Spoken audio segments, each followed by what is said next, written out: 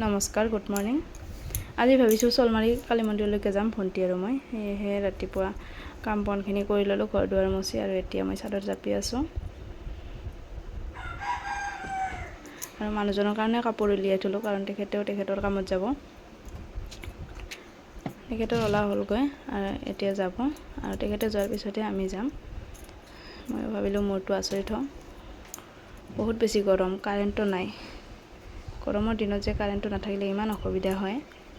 আৰু তেখেতে কিবা পাহৰিলে, ৰুমালখন পাহৰিলে, দি আহিলোঁ।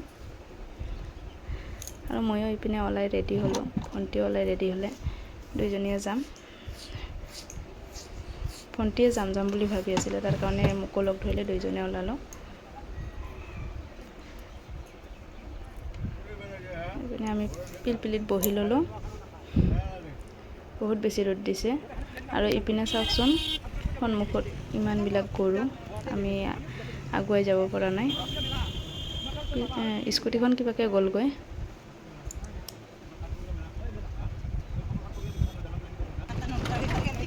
আৰু এয়া হৈছে মৈজঙা চাহ বাগিচা।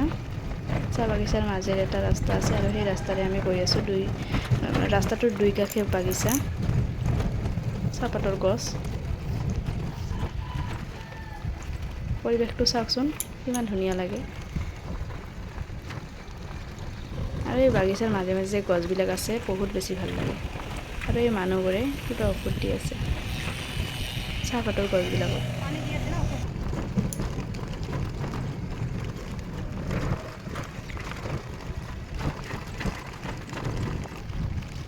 বহুত বেছি ডাঙৰ বাগিচা হয়।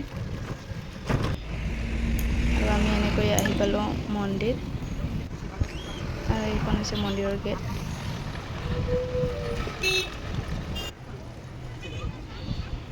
ইয়াতে চাওকচোন, মানুহ কিমান ভিৰ। আমিও প্ৰসাদ পানীখিনি ৰেডি কৰি ল'লোঁ, মানুহবিলাকেও এনেকৈ প্ৰসাদ পানী ৰেডি কৰি আছে। এতিয়া আমি ভিতৰলৈকে যাম, আৰু ভিতৰৰ পৰা ওলালোঁ। ভণ্টিয়ে ভাবিছে যে মই ফটো মাৰি আছোঁ, কিন্তু মই ভিডিঅ'হে বনাই আছিলোঁ।